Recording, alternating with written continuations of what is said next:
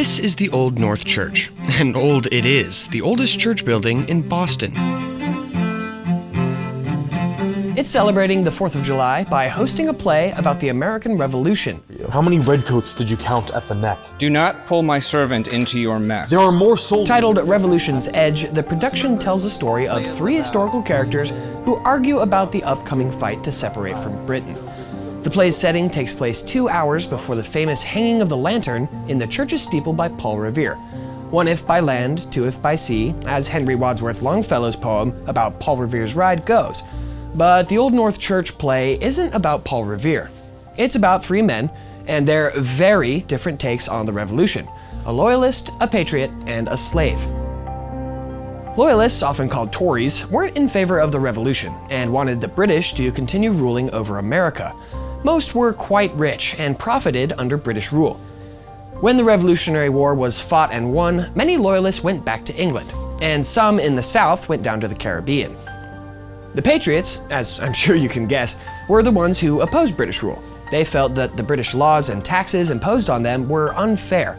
After all, they'd been ruling themselves ever since they had gotten to the New World, and this was shown by the charters they had written up when they first arrived.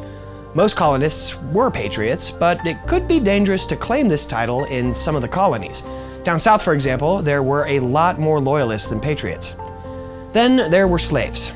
Many fought with the Revolution, but King Charles actually enlisted thousands more. Historians estimate about 5,000 to 8,000 African Americans joined the American side of the Revolution, but the British Army enlisted over 20,000.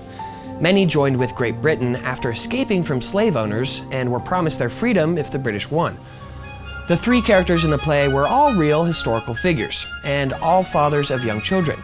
The play does a great job of highlighting their family relationships, which can often be missed in historical accounts. The play is also a reminder that political divides aren't a new struggle. Different ideas on which government policies are best for the people have been a part of the United States since the country's birth, even before the Revolution. It can at times be discouraging, but in a sinful world, all governments struggle with this. People's opinions will often clash and be different. But like our founding fathers and the soldiers who fought against the British Empire, political divides should not stop people from doing what's right. If you like that story, do me a favor, tap the like and subscribe button below. And if you really liked it, check out the full show free for a week. Just head over to worldwatch.news/free video.